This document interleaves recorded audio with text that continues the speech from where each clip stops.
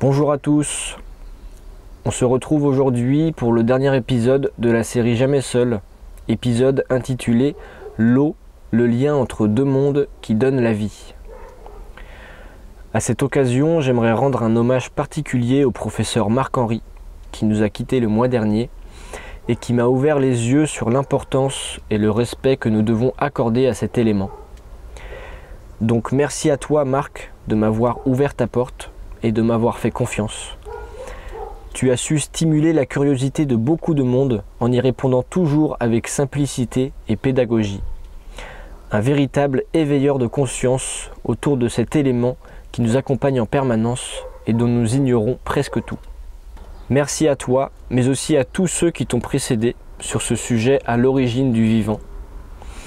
Enfin, un immense merci à l'ensemble des intervenants qui ont contribué à la réalisation de la série sur ce monde presque invisible, sans lequel la vie n'existerait pas. En espérant que tout ce travail puisse nourrir le bien commun. À bientôt.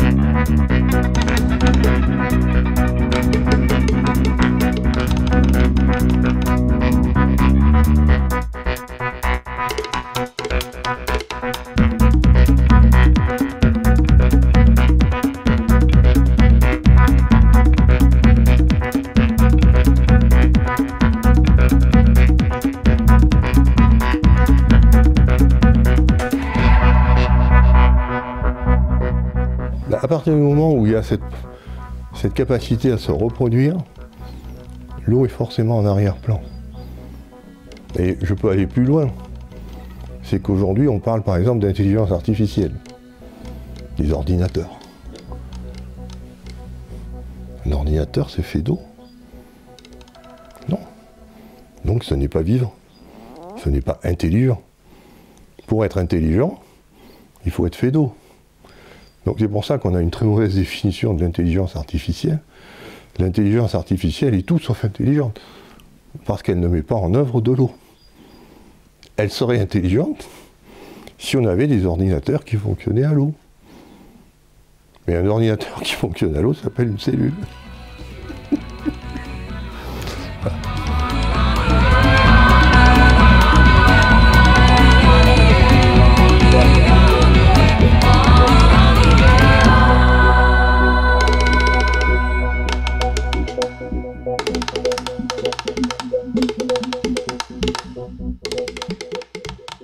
Alors, qui je suis? Et puis évidemment, la question c'est comment on en arrive à étudier l'eau quand on est scientifique, évidemment, puisque ça a été mon métier. Donc déjà, depuis que je suis tout petit, il y a une chose qui me passionnait, c'est la chimie. Je voulais être chimiste.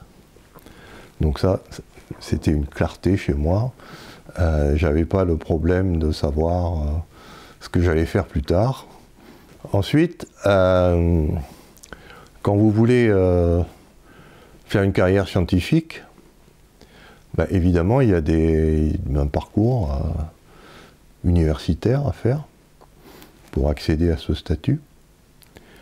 Donc ça, c'est qui je suis. Ben, je suis un universitaire. C'est-à-dire, je représente, on va dire, pour être un peu pompeux, l'État français, enfin la France, d'un point de vue scientifique. Le fait d'être un statut universitaire nous donne le privilège d'enseigner en université à des jeunes qui vont ensuite partir dans la vie active, et aussi le privilège de faire de la recherche. c'est-à-dire d'aller explorer les domaines de la connaissance.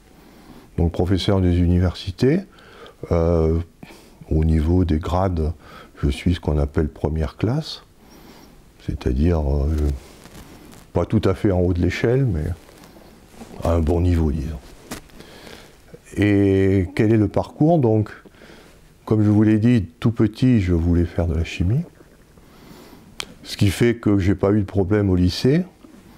Après le bac, automatiquement, je devais aller soit en école d'ingénieur, non, en école préparatoire, ce qu'on appelle les classes préparatoires, soit aller en université.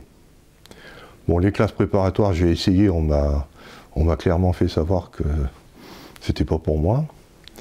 Donc je me suis retrouvé, comme tout le monde, en université. Donc j'ai fait 2 ans d'études universitaires.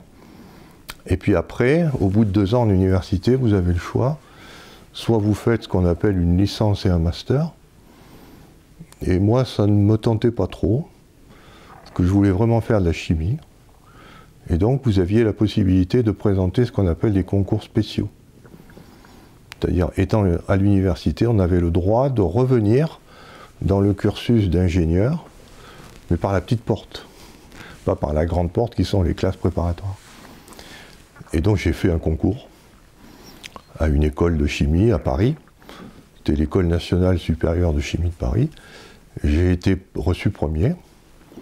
Donc, on m'a accueilli dans cette école pour 3 ans, avec le but de devenir ingénieur chimiste.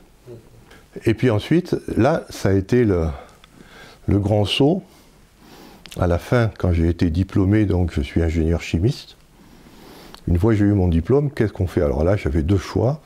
Soit aller dans l'industrie et devenir un vrai ingénieur, soit devenir chercheur.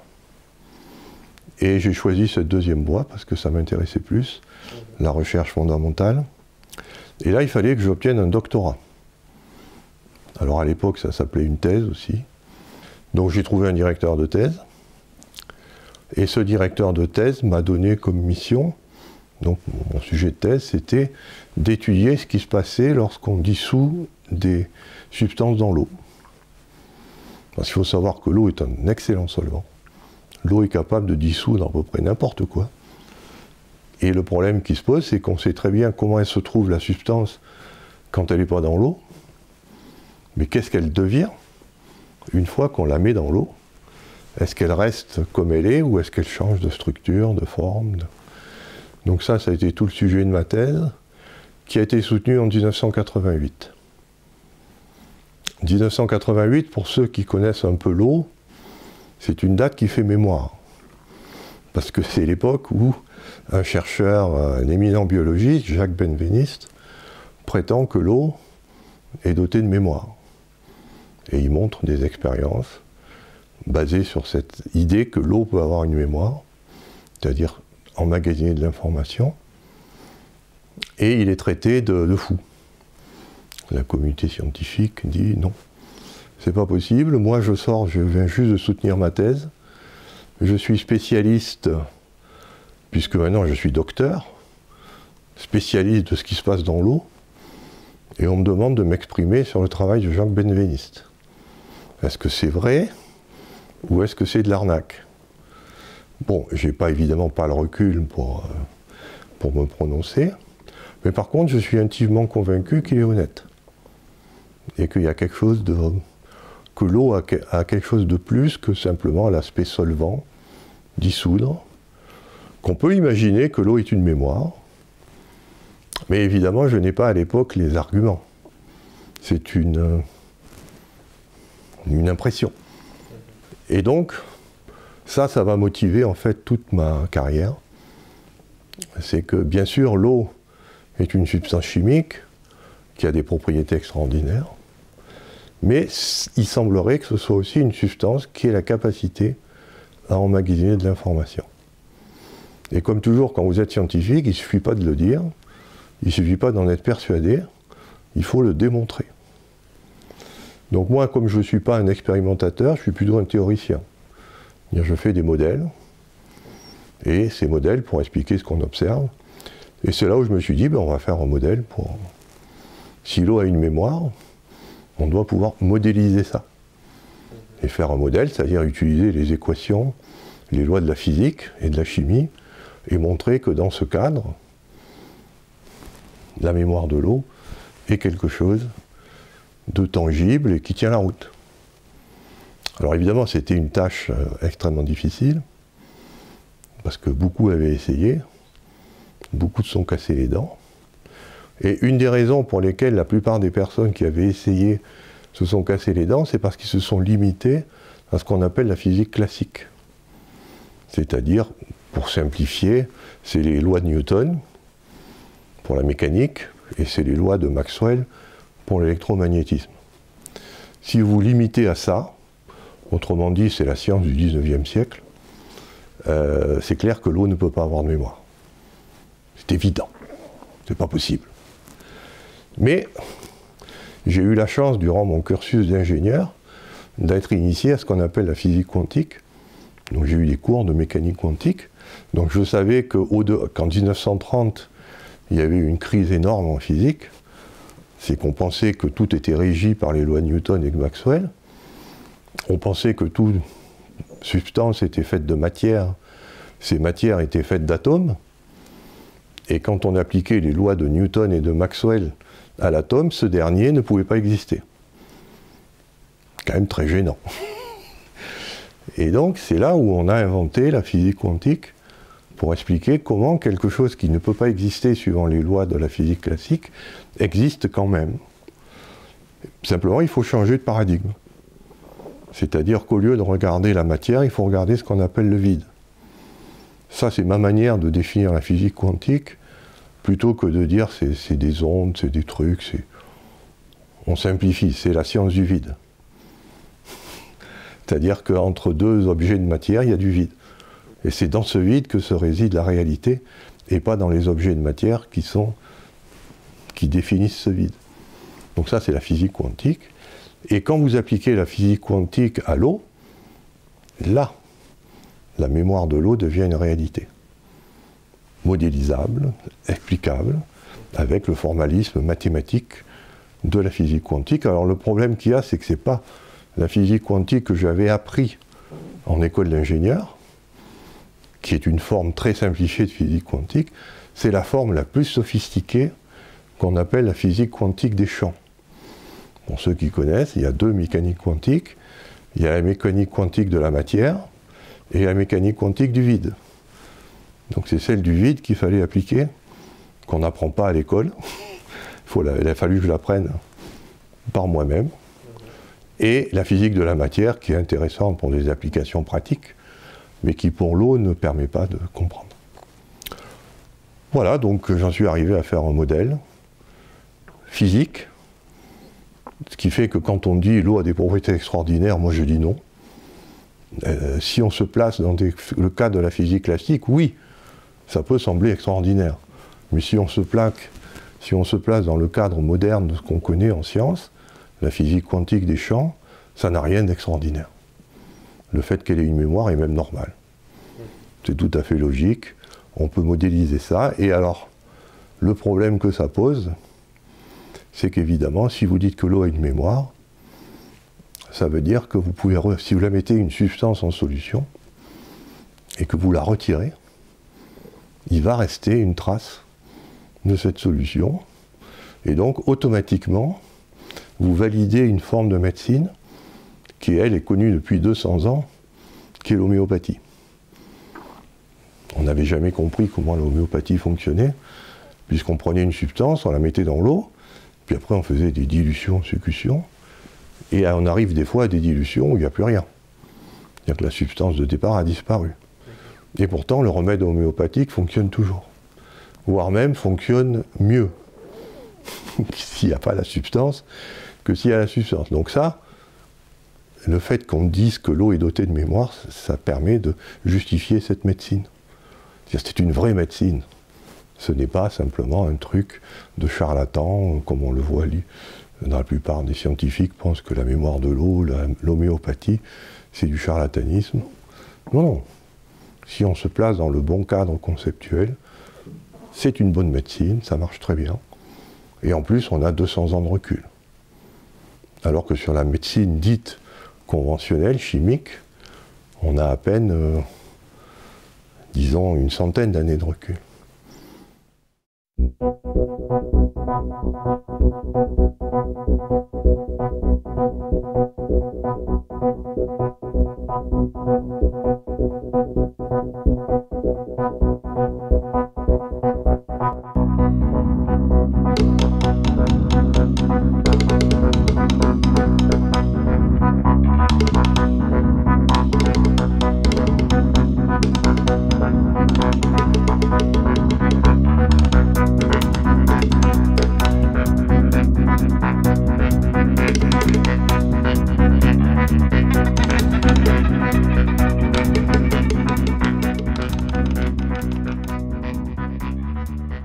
Alors, comment peut-on définir l'eau?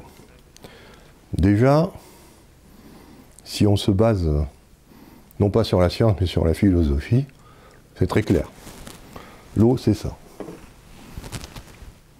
C'est un élément qui a ce qu'on appelle une structure icosaédrique. L'objet que je tiens là s'appelle un icosaèdre. C'est un objet qui a 12 sommets et 20 faces géométriques. Et c'est toute la tradition, toute la philosophie antique de dire que dans l'univers, il y a 5 éléments. L'eau, qui correspond à cette forme-là.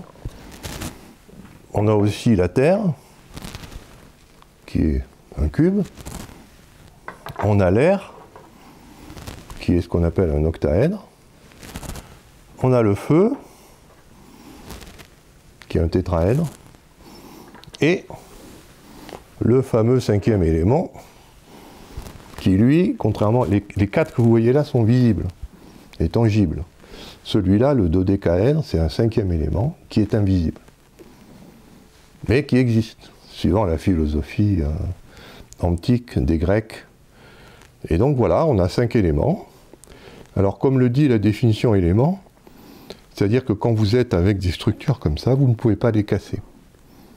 Ce sont des structures élémentaires. Tout ce que vous pouvez faire, c'est combiner les éléments entre eux. Mélanger l'air à l'eau, mélanger le feu à l'air, pour faire tout l'univers, toute la diversité matérielle qu'on observe. Donc ça, c'est quelque chose qui a prévalu, disons, jusqu'au XVIIe siècle. On raisonnait comme ça, et donc l'eau était un élément indécomposable, et cet élément indécomposable, il existait au même titre que les 4 autres. Et tout était un élément fondamental. Dans toute chose, il y avait un petit peu d'eau. Il pouvait y en avoir un petit peu, il pouvait y en avoir beaucoup. Mais il y avait toujours de l'eau. Ce qui va se passer au XVIIe siècle, c'est qu'on va découvrir quelque chose qui n'est pas matériel, qui s'appelle l'électricité. L'électricité, c'est quelque chose de bizarre. Parce que c'est à la fois matériel, par le fait qu'on peut la conduire dans un fil électrique, on peut la manifester quand les courants électriques tournent en rond par un phénomène qu'on appelle le magnétisme, des aimants. Donc on voit que c'est à la fois matériel, mais c'est aussi immatériel. Parce que ça, c'est les équations de Maxwell du 19e siècle qui vont nous apprendre ça, c'est que cette électricité peut se propager sous forme d'ondes, qu'on appelle les ondes électromagnétiques. Il y a ce côté électrique et magnétique, on peut passer de l'un à l'autre, et quand on oscille entre l'électricité et le magnétisme, on fait ce qu'on appelle les ondes électromagnétiques, qui elles sont immatérielles, mais qui ont des effets sur la matière. Mais elles sont immatérielles, c'est-à-dire on ne peut pas les analyser en termes d'air, de feu, d'eau, etc. Alors ça, c'est une découverte. On découvre l'électricité au XVIIe siècle. Et la première chose qu'on fait, c'est de mettre sous tension électrique des tas de substances. Et qu'est-ce qui se passe quand on met l'eau sous tension électrique? Eh bien, elle se décompose. Elle ne reste pas eau. Elle forme 2 gaz. L'un qu'on appelle l'oxygène et l'autre qu'on appelle l'hydrogène.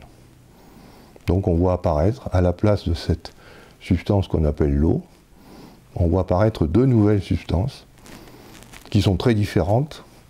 L'une s'appelle l'oxygène, l'autre s'appelle l'hydrogène. Donc là, il n'y a rien de mystérieux, sauf que on va s'apercevoir qu'en volume, il y a 2 fois plus d'hydrogène que d'oxygène. En volume. Et donc, si j'ai 1 cm3 d'oxygène, j'ai 2 cm3 d'hydrogène. Alors que je suis parti d'une molécule d'eau. Et que j'ai décomposé. D'où l'idée qu'on va formuler l'eau comme une combinaison de 2 volumes d'hydrogène pour 1 volume d'oxygène. Donc on voit déjà apparaître un rapport 2 qui vient de cette décomposition électrique de l'eau. Et quand au 19e siècle, enfin non, au 18e, on va formaliser la matière, non plus sous les 4 éléments, les 5 éléments, mais sous forme de ce qu'on appelle les atomes, on va dire que l'oxygène est une molécule diatomique, formée de 2 atomes d'oxygène, et que la molécule d'hydrogène est diatomique aussi, formée de 2 atomes d'hydrogène. Et évidemment, comme j'ai 2 volumes d'hydrogène pour 1 volume d'oxygène, si ici j'ai 2, ici j'ai 2 plus 2, ça fait 4, le rapport est de 4 sur 2 de 2. D'où va naître cette formule H2O. C'est-à-dire on va écrire H 2 fois et O une fois pour expliquer que lorsqu'on décompose, on fait 2 volumes d'hydrogène pour 1 volume d'oxygène. Voilà, donc ça c'est la grande révolution du 19e siècle. L'eau n'est plus un élément. Pour ça, on ne peut pas parler d'éléments chimiques, parce que des éléments chimiques, il n'y en a que 92. C'est ce qu'on appelle la classification périodique des éléments. Et l'oxygène est un élément chimique, l'hydrogène est un élément chimique. Mais l'eau n'est pas un élément chimique. L'eau est une combinaison de 2 éléments chimiques. Donc on va dire que c'est une substance. Voilà. Donc là, voilà, on arrive à cette formule H2O. Mais c'est là où il faut être bien conscient.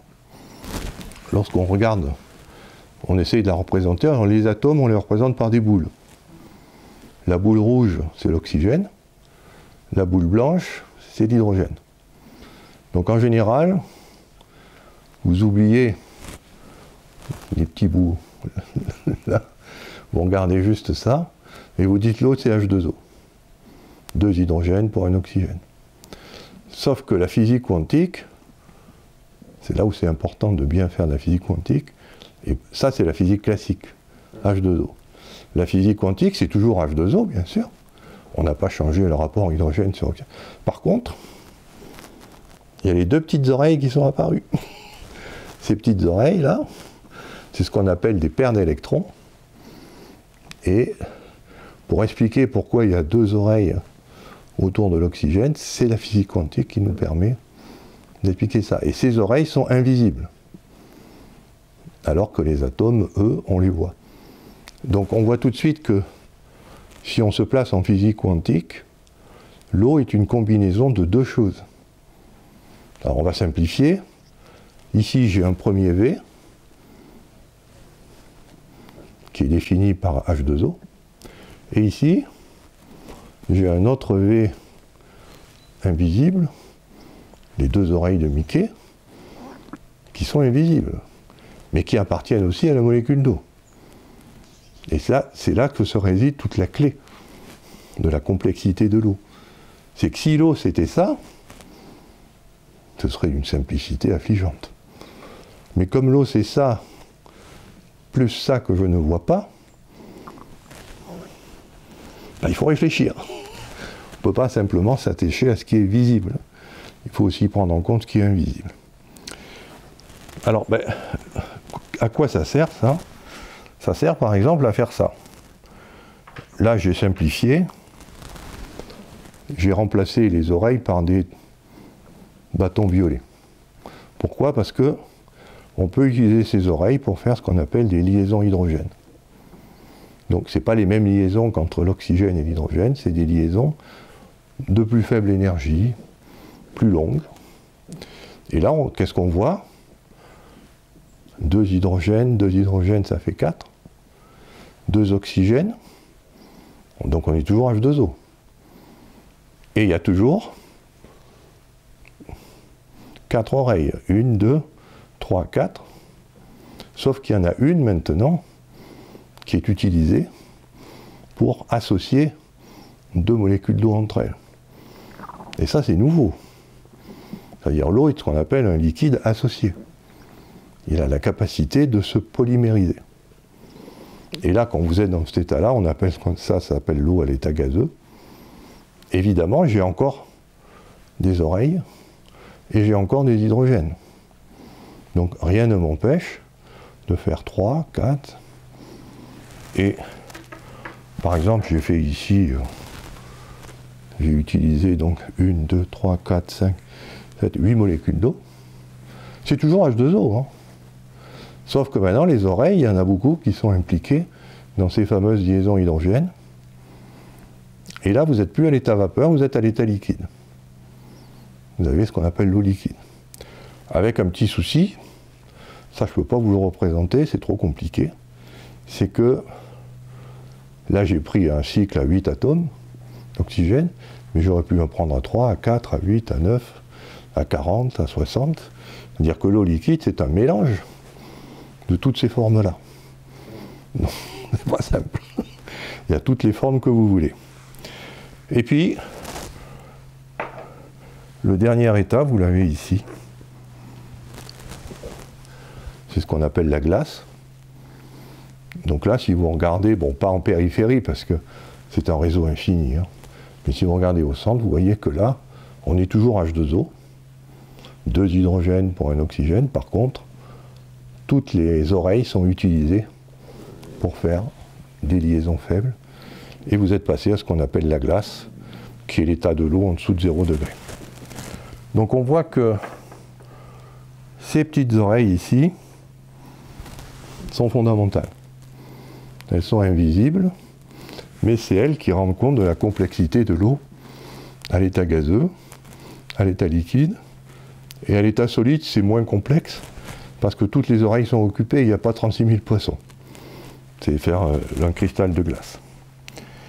Voilà, donc là, vous avez toute la complexité de l'eau qui se réveille. Et ce que vous pouvez rajouter encore, c'est encore un autre niveau de complexité, c'est que comme vous autorisez, les oreilles viennent de la physique quantique, en physique quantique, il y a cette idée que tout ce qui est matériel possède une onde associée. Ce qu'on appelle une onde de matière. Ça, c'est la vision de Schrödinger de Broglie. Ce qui veut dire que quand je fais ça, je ne vois que le côté matériel. Il y a aussi une onde quantique qui est associée à cet objet. Alors cette onde quantique, on peut calculer sa fréquence, puisqu'on connaît très bien l'eau, c'est à peu près 10 puissance 24 Hz. C'est beaucoup trop haut pour qu'on puisse imaginer ce que c'est. Ou du moins c'est tellement haut que ça se manifeste comme la formule H2O. Et c'est là où vous avez une propriété des ondes, qui est ce qu'on appelle très bien révélée par la musique. Quand vous faites de la musique, vous savez très bien que vous avez une note, c'est Do, mais que si vous multipliez la fréquence par 2, vous obtenez ce qu'on appelle une octave. La fréquence a changé, mais une oreille exercée sait que c'est toujours un Do, alors que la fréquence a doublé. Et puis si vous mettez la fréquence multipliée par 2 encore, c'est la loi des octaves. Quand vous multipliez par 2, vous ne changez pas la nature de la note. Vous changez la fréquence, le ressenti, mais la note, ça reste toujours un Do. Et bien, c'est ce qu'on va faire avec l'eau. C'est-à-dire, on va prendre sa formule, on va calculer la fréquence quantique qui est associée à sa formule, et puis, comme c'est trop haut, on va diviser par 2, puis diviser par 2, jusqu'à obtenir une fréquence qui est audible. Et voilà ce que ça donne. Alors je ne sais pas si on l'entendra. On l'entend ?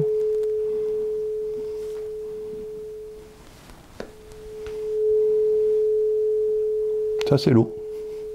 Mais l'eau plus sous forme de matière. l'eau vue sous sa forme ondulatoire, comme une onde. Et on a calculé la fréquence, c'est 429,62 Hz. Quand on se ramène évidemment dans ce qu'on appelle le domaine audible par l'oreille humaine. Et 429,62 Hz, c'est très proche de 440, qui est le diapason universel de la musique depuis 1955. D'où l'idée qui a été germée, c'est de toujours faire de la musique, mais de ne plus utiliser le diapason 440, qui lui est un diapason complètement artificiel. Pour faire simple, il y a l'opéra. Quand vous êtes à l'opéra, il y a les musiciens et les chanteurs. Les musiciens, eux, ils veulent un diapason qui est relativement haut, parce que ça permet de bien mettre en valeur certains instruments. Mais les divas, les cantatrices, ça leur pose un problème. Elles préfèrent un diapason plutôt bas. D'où le compromis 440. Comment avoir une musique suffisamment brillante et que les chanteurs puissent continuer à chanter sans se casser la voix. Mais ça, c'est un compromis purement humain. C'est lié aux limitations de la voix et aux limitations des instruments. Si maintenant vous prenez un diapason de 429,62, ce n'est plus un compromis humain. C'est la fréquence quantique de la molécule d'eau. Et quand je vais vous dire, comme le documentaire s'appelle Jamais seul, donc il y a un monde microscopique, bactérien, unicellulaire. Est-ce que vous savez que ce monde unicellulaire est fait de cellules, une seule cellule, et lorsqu'on regarde la quantité d'eau dans un être unicellulaire, et qu'on raisonne en nombre, pas en masse, en nombre. Alors, pour être plus clair, voilà ce que je fais, c'est que ça, c'est une molécule d'eau. Ça, c'est la même chose. C'est une molécule, enfin, c'est 6 molécules d'eau qui se sont associées autour d'un anion. Par exemple, l'anion chlorure, pour donner cette espèce. Ben, on voit que ces deux espèces n'ont pas du tout la même masse. Mais par contre, en termes de quantique, ça c'est une espèce, ça c'est une espèce. Et donc c'est comme ça qu'on va raisonner. Combien d'espèces j'ai? Combien d'espèces H2O? Combien d'espèces Cl-H2O 6 fois? Et puis évidemment combien d'espèces tout, etc. Et quand vous faites ça, vous trouvez ce chiffre qui moi m'a stupéfait. C'est qu'un être unicellulaire bactérien est fait à 99,1% d'eau. C'est-à-dire qu'il faut compter jusqu'à 99 pour trouver quelque chose qui n'est pas de l'eau. Donc ça fait réfléchir. Hein. Un être vivant, parce qu'après on peut généraliser.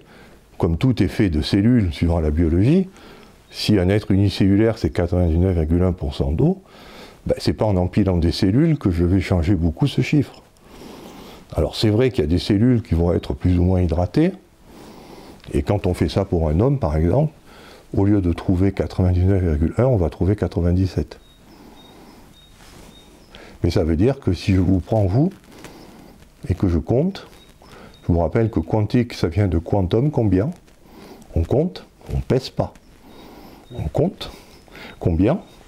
Ben, il faut que je compte jusqu'à 97 dans votre corps pour trouver quelque chose qui n'est pas de l'eau. Voilà, donc on comprend. Et puis alors surtout, je vous ai parlé de l'eau H2O, mais il y a aussi cette eau-là, qui a 3 hydrogènes pour un oxygène, qu'on appelle l'ion H3O+, et vous avez cette chose-là, qui est pour un oxygène, un hydrogène, donc qui est OH-. C'est-à-dire que l'eau a aussi cette capacité de se dissocier en 2 ions. Alors ça peut sembler banal, ça s'appelle le pH. Hein. C'est ça qui va régler le pH. Sauf que, regardez ce qui se passe. Si on était fait que de ça, eh bien on ne serait pas sensible à l'électromagnétisme. L'électromagnétisme ne nous affecterait pas. Mais comme l'eau peut faire ça, se dissocier comme ça, en des espèces ioniques, H3O+, OH-, qui ont des charges électriques, regardez ce qui se passe. C'est que quand je prends cet objet, bon, rien d'extraordinaire.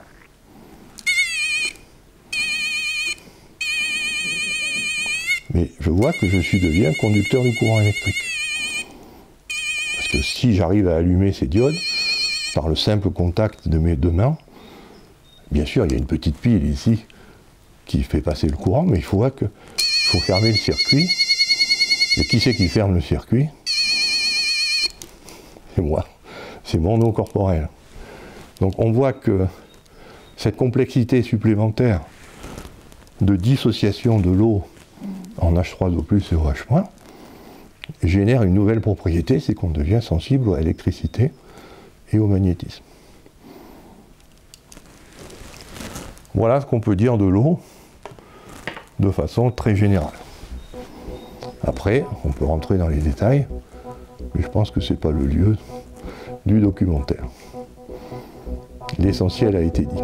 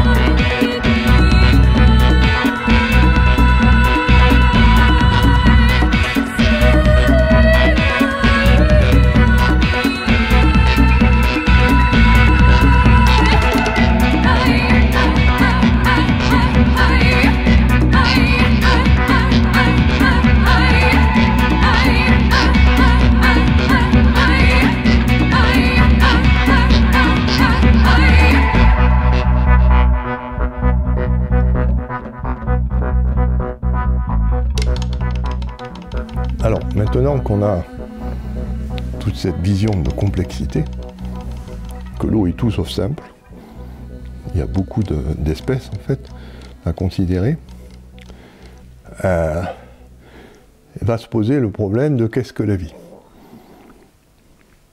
Alors là, il faut être à peu près clair, c'est que la vie, c'est parce qu'il y a de l'eau. Autrement dit, s'il n'y a pas, enfin, dans les connaissances scientifiques qu'on a aujourd'hui, s'il n'y a pas d'eau, il n'y a pas de vie.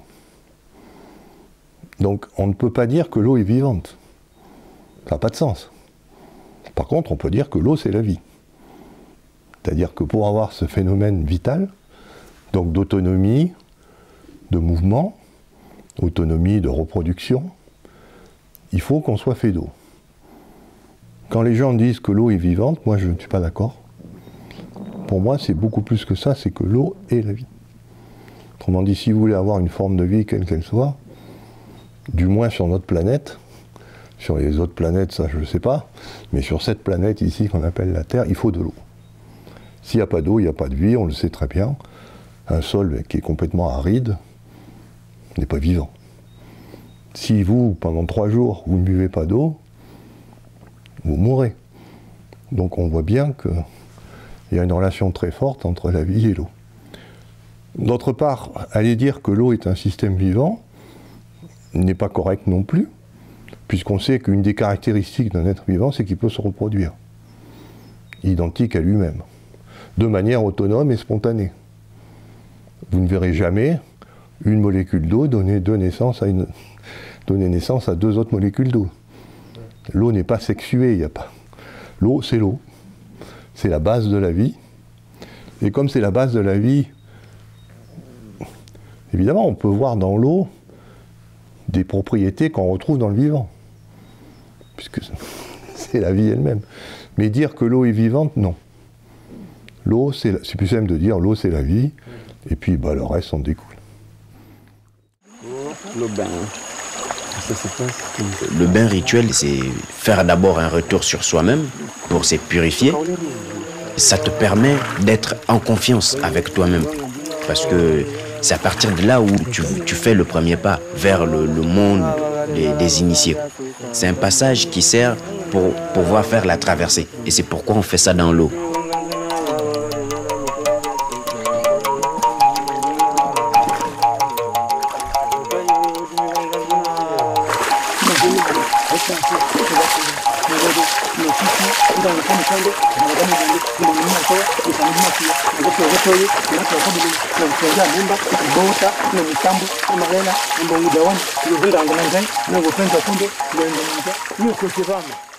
Alors, évidemment, quand vous dites l'eau c'est la vie, se pose la question de est-ce que c'est spécifique à une tradition ou est-ce que c'est général?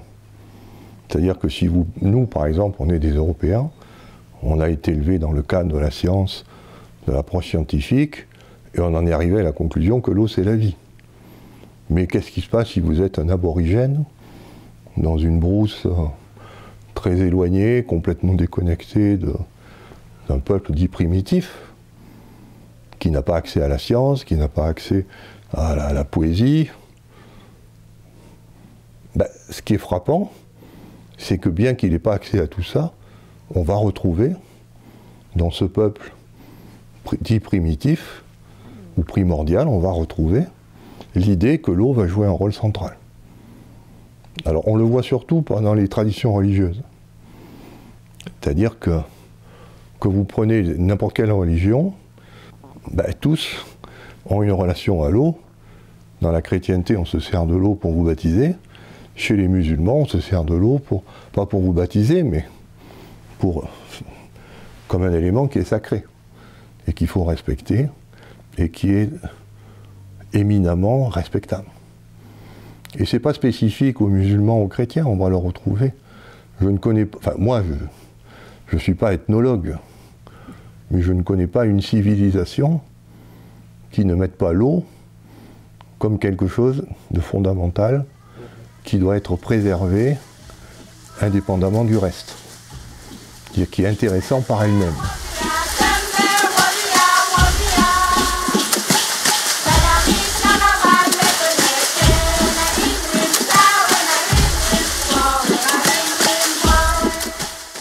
Et très souvent, ce qu'on verra, c'est que c'est l'eau liquide qui est privilégiée. Pas la glace et pas l'eau vapeur. Bon, pour deux raisons, c'est que l'eau vapeur, on ne la voit pas. Il n'y a que la science qui nous permet de dire « Ah oui, il y a cet état d'eau vapeur, gazeux. » Et puis la glace, c'est pas très sympathique. Ça fait des beaux cristaux, ça fait des jolies formes, mais c'est pas très agréable à vivre. Il faut chercher à se réchauffer. Par contre, l'eau liquide a cette caractéristique, c'est qu'entre 0 et 100 degrés, qui sont des températures très communes sur notre planète, elle coule. Et donc, on y a facilement accès, on peut se baigner, s'immerger dans l'eau, on peut la boire, ce qu'on ne peut pas faire avec la glace et l'eau vapeur. Donc c'est pour ça que, oui, l'eau occupe toujours une place privilégiée dans toutes les traditions humaines, du moins celles que je connais.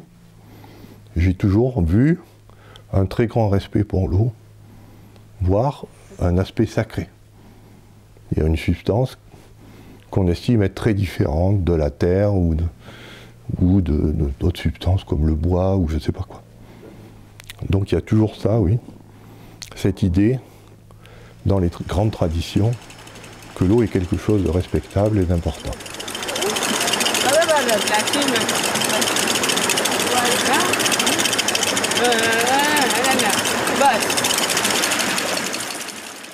Là, on revient à la mémoire de l'eau.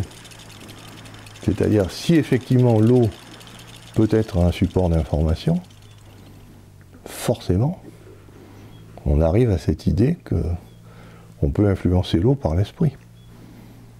Donc c'est toujours pareil, c'est par des choses invisibles.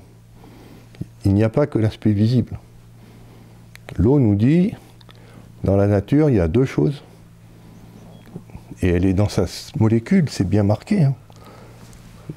Deux choses visibles, deux choses invisibles. Et les deux sont importantes pour expliquer l'eau.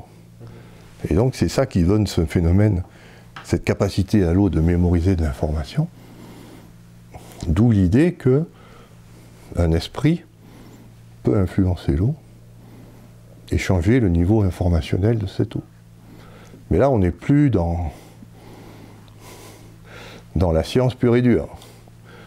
Moi, je considère que c'est toujours de la science, mais il y en a d'autres qui diront que c'est de la philosophie, c'est du chamanisme, mais non.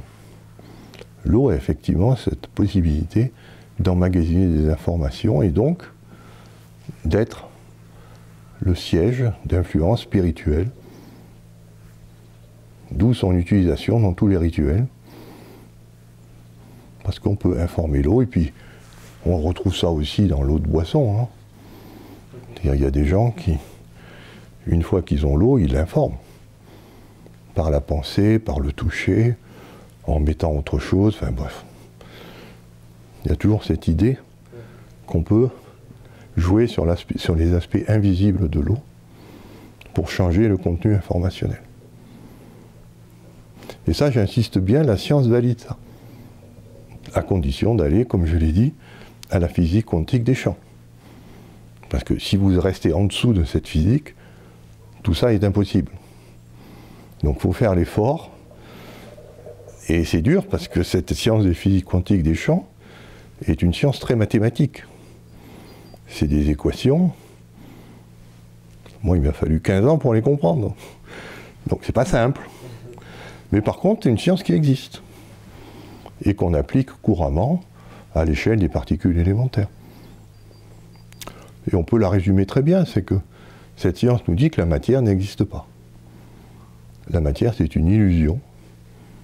Et ce qui nous apparaît comme étant de la matière, c'est tout simplement du vide qui vibre à très haute fréquence. Et comme la fréquence est tellement élevée, notre façon de parler de ce vide, c'est de dire c'est des atomes. D'où de la matière. Mais à la base, c'est du vide qui vibre. Voilà. Si vous êtes dans ce cadre-là, il n'y a pas de souci. Vous pouvez utiliser l'eau, aussi bien sur son point de vue matériel que sur son point de vue informationnel.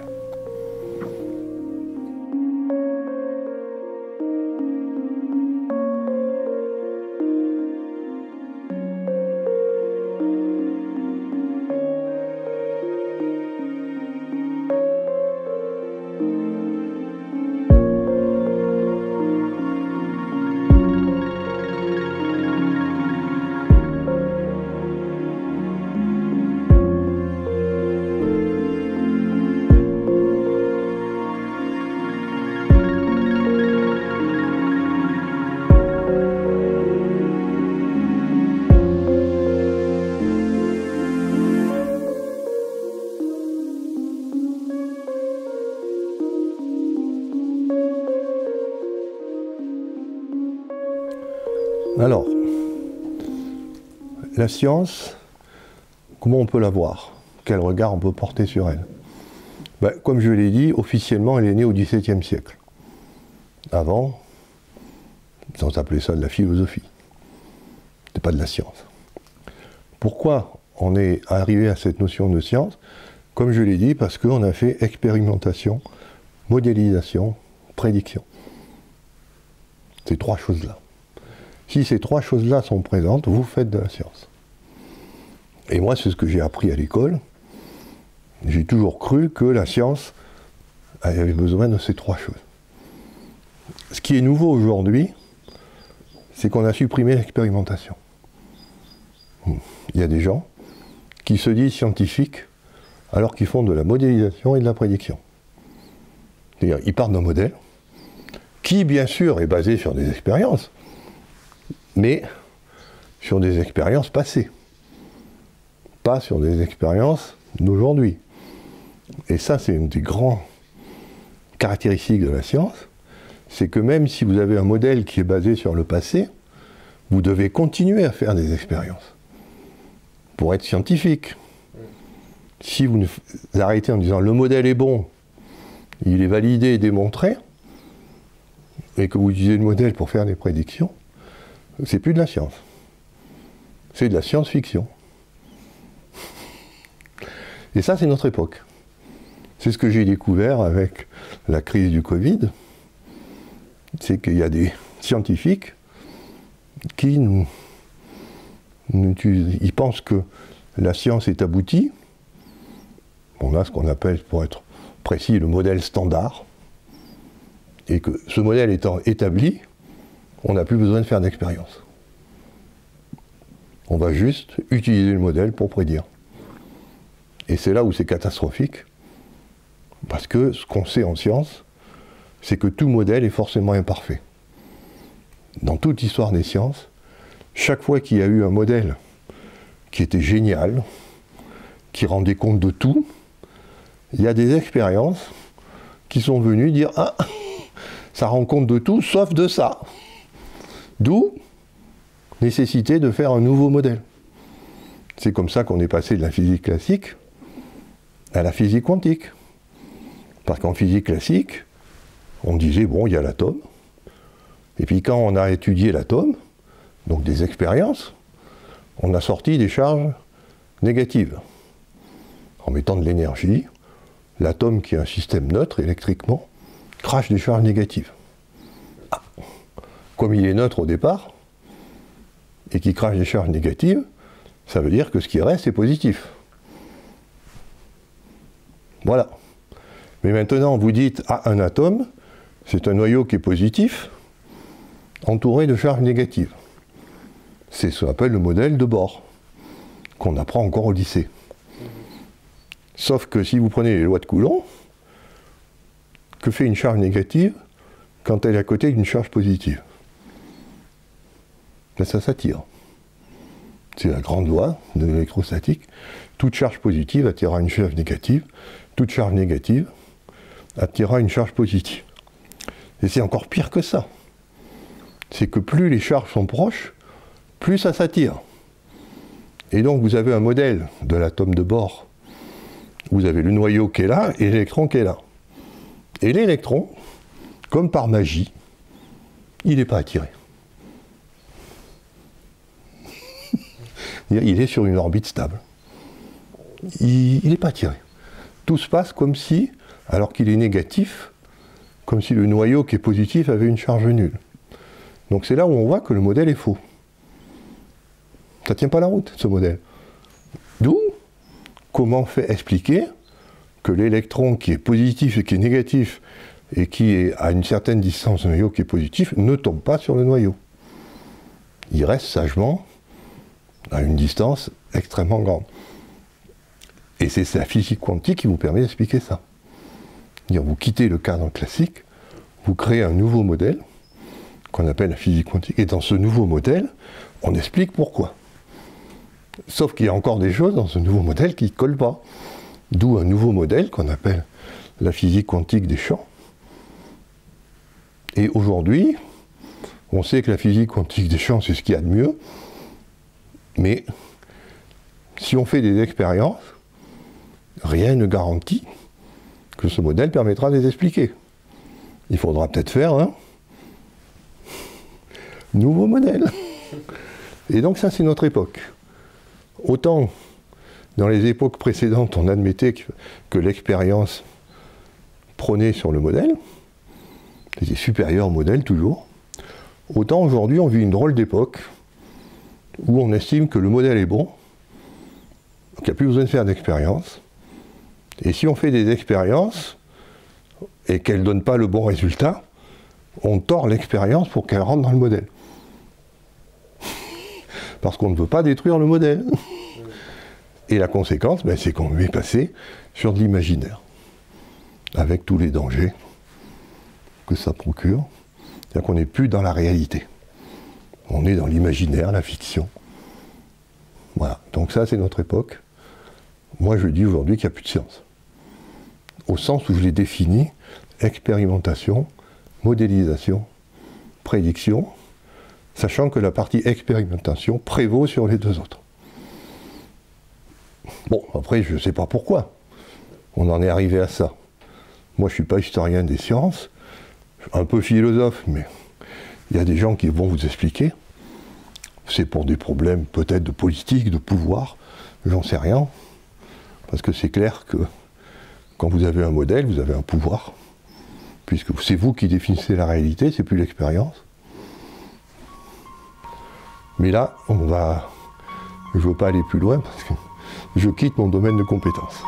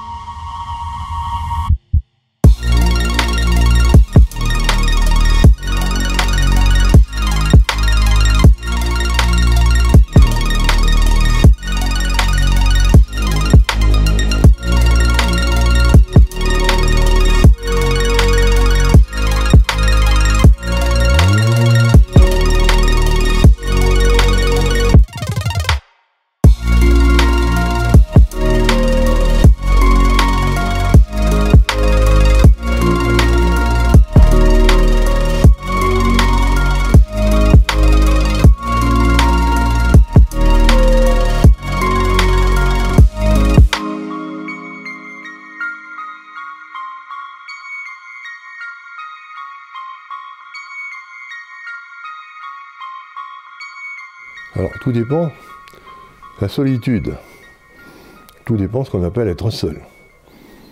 C'est très facile de définir la solitude par rapport à des personnes de votre même espèce.